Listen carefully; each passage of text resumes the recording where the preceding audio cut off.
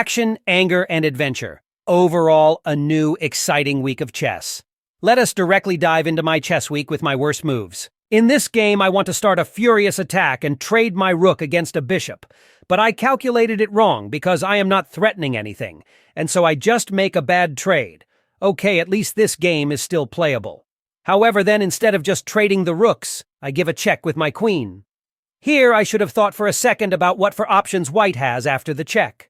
White defend the king with the rook, and now my queen and my rook are under attack and I cannot defend it anymore, and then lose the game. Sure, the position is complicated and not easy to play, but I should have been more patient. First bring my knight to the battle and then look for an opportunity to attack. Okay, here is a fun move. At least fun to watch, but heartbreaking to play. I want to give a check with my pawn and forget that the king can just capture the pawn. From a winning position to a draw in a few seconds. In this sequence, I miss that the A-line is open. The rook is protecting the bishop and later the queen. Therefore, here I should not take the bishop, because then it is mate in two. Better here would be to escape with the king. Sure, the position is still not good, but better than a checkmate in two.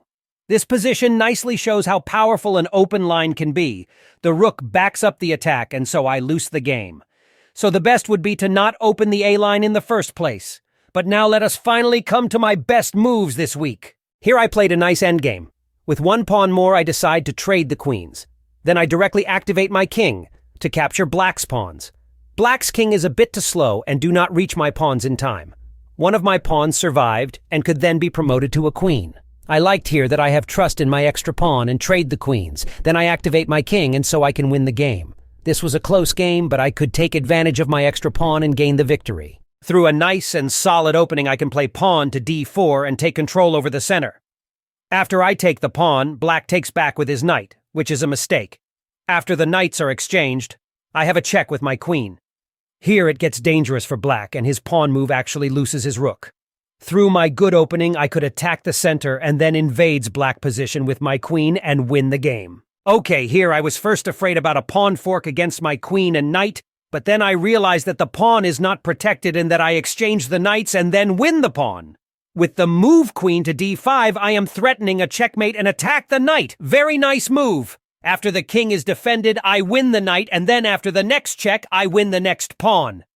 Overall, I found a lot of the best moves in this sequence and could use black's mistake to my advantage. Sure, my opponent made it easy for me with his moves, but nevertheless, I had an accuracy of around 90 over the whole game, which shows that I played a super good game. Now, to the summary of all my rapid games this week. In total, I could gain 28 rating points, and from 10 games, I only lost 2.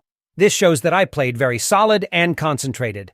When I continue like this, the magic number of 1,000 rating points is near. My biggest learning this week was that before I think about attacking my opponent, I always have to think about possible counterattacks. I should think more about what my opponent could answer to my attack, and I will try to view the board from the perspective of the other player. Also, I should only sacrifice pieces when I am 100% sure the attack will work out. If you place your pieces on good active squares, opportunities for an attack will come. Till then, I have to be patient and just play solid moves. I hope you enjoyed watching the video. Have a great week and play some chess.